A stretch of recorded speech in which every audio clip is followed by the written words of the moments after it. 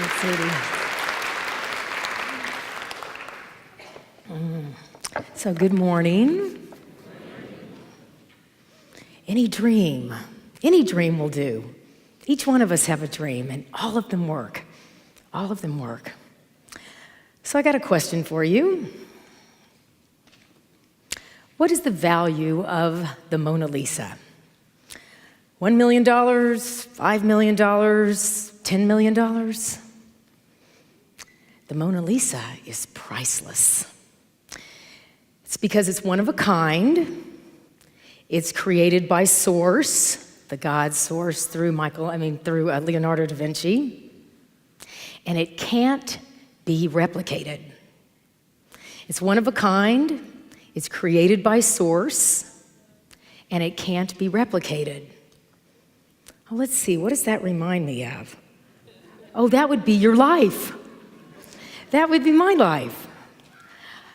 I'm one of a kind. I'm created by Source, and I can't be replicated. That sounds like an affirmation, so please repeat after me. I'm one of a kind. I'm created by Source, and I can't be replicated. And let's take a breath into that. So you're pretty important, and you knowing who you are is pretty important. And so my talk this morning, my conversation with your heart and my heart is, are we living in design? Are we living in default? Because when you recognize that you are a masterpiece, and like Michelangelo said, he was just chipping all the stuff off in that big hunk of marble to find the work of art, that we're just chipping off the things that aren't part of the grand design to know who we are, that we are part of this evolution, and our waking up to the truth of who we are is how we live in design.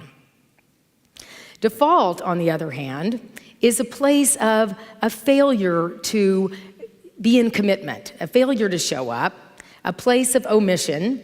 You know, as we know in Cool Hand Luke, I think we've got a failure to communicate. All right, so are we living in creation or are we living in default? Default's really good for your computer. If your computer breaks down, you need a default system. But we aren't machines. We don't need default systems. We need to be in design.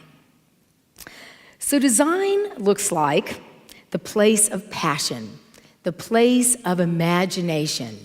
You know, Einstein told us that imagination is more powerful than knowledge. It's a place of inspiration. It's a place of how do I connect in this world and make this world come alive. Default, on the other hand, feels like old habits, old beliefs, certainly addiction. It can be a place of forgetting who you are, frustration. It happens even when we try something even like sports. It has been said that from locker room lore, the name golf was created by default. It seems that all the other four-letter words were taken. So just especially for you golfers. But to continue to live in this place of design, and it is a spiritual muscle that we're exercising. So we come together to really say, how do I stay there? You know, how do I make my life this one-of-a-kind, unique experience that can't be replicated, rather than falling into default? So I'm going to give you a few scenarios, and you just tell me, this is an interactive experience here, if it feels like design or default. Okay, I'm going to get into a college course or a college study that is something that I've heard that if I have this degree, I can make some money. I'm not really interested in it, but I'm just going to get on in it, and then I'll make some money on the other end, and, you know, that's what I've been told. Design or default? Okay. I'm feeling like I'd like to get to know what turns me on more. What is the inspiration within me? So I'm going to study meditation. In fact, I'm going to sign up for a 3-day spiritual retreat. And I feel scary about it, a silent retreat, but I'm just going to do it anyway. Design or default? All right. Okay, I'm in my relationship, just feels more dead than alive. And, I noticed that they say 70% is their divorce rate, 60%, so I'm just going to kind of keep going along, and maybe it's just going to work itself out because, communication is difficult anyway. Design or default? All right. Okay, I've learned something new about myself through all this meditation I've been doing in these Unity classes and this Unity community. And I have a friend that I really want to tell this new thing about myself and build our relationship. And I'm not sure if she's going to understand. She may even get angry. She may not even like me when I tell her this. But I'm going to do it anyway.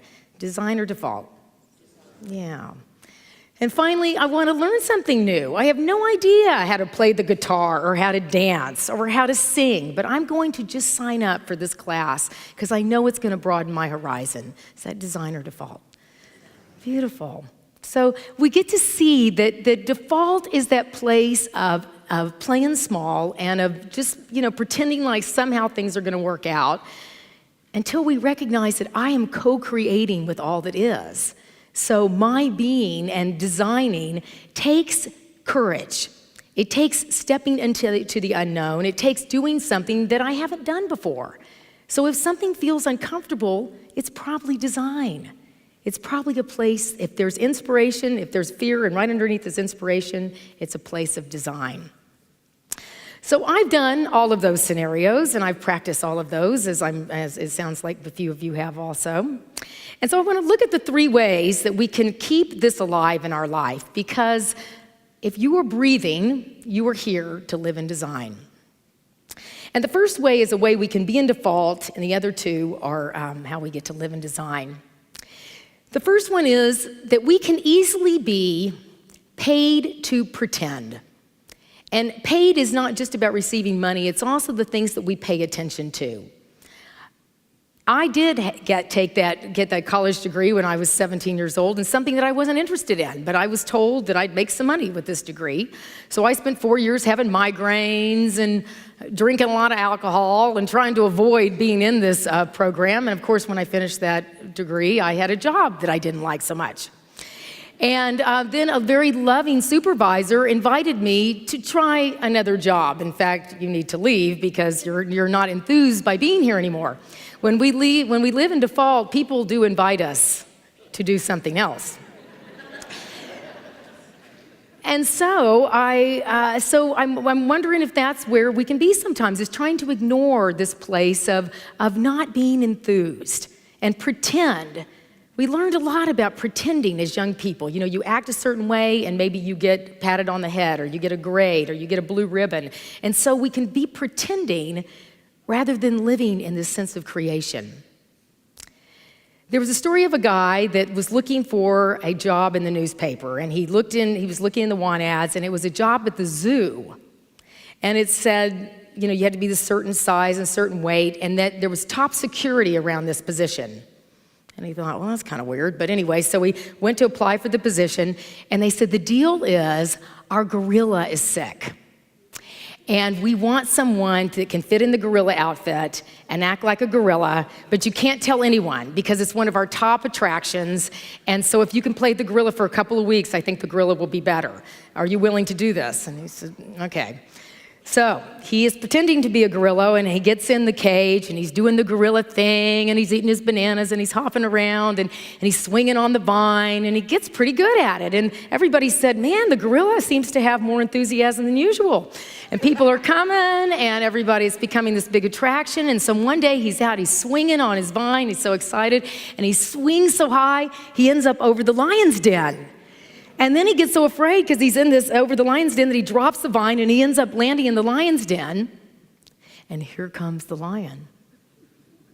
And the lion looks at him and goes, "Roar!" And he forgets he's pretending to be a gorilla and he says, "Don't eat me." And the lion leans in, says, "Shut up, idiot, you're gonna get us all fired."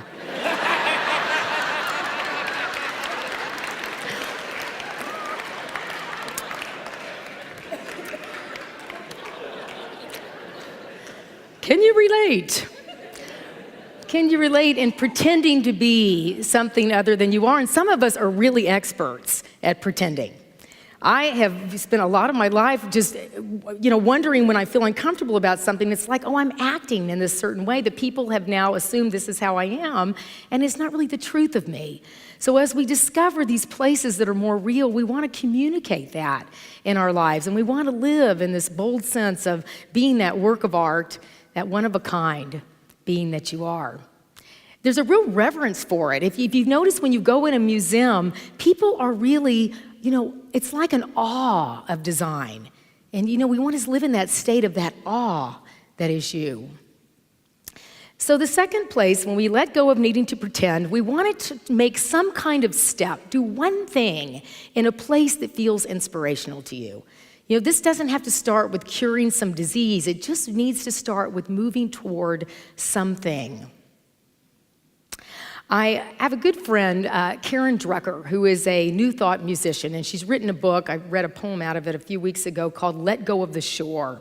And it's the story of her life as she is now singing in New Thought churches all over the place. But she didn't start out that way. She started out just liking to sing and doing all kinds of funny things. And she grew up in Hollywood. So she has some really interesting stories of being Carole King's nanny and going on the Carol Burnett show and doing the Tarzan yell with Carol Burnett, and some really interesting stories of just getting out there and doing things. And one day there was a story about the Hollywood sign. Again, she's in Hollywood, that it was in disrepair and they were going to tear it down. And part of being in design, she was a 12-year-old at the time, and she says the naivety of kids. That there's this place where when you're in design, that you can believe things that when we get older, we just, can stop believing. So we want to get into this little kid idea. So she decided she was going to organize a bike ride in her neighborhood to raise money for fixing the Hollywood sign.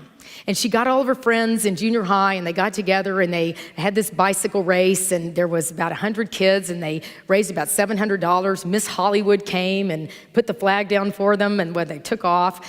And so Karen, with her $700, went to the Chamber of Commerce and said, we raised this $700. And the lady said, oh, that's so sweet, honey, but it's going to be a couple of $100,000 to fix the Hollywood sign. And she felt dejected, and she left, and she left the money. But it took a couple of months for them to get it together to tear the sign down. And during that time, all these people came together to raise the money to resurrect the sign. And two of the businesses that raised the most money, their attention to the sign came from that little kid's bike race.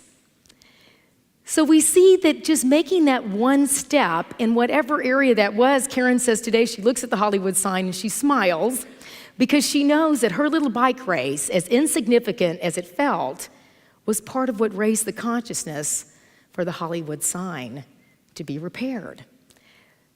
So what is that one step that is something that you can do today or this week that will be part of going toward the design of your life? Now, the third thing that I find is the most magical and mystical is when we start talking about the design of our life, our creation, the thing that excites us and turns us on. The universe cannot resist bringing it to us. We have to start opening the space to see the way that life works in these just amazing and magnificent ways.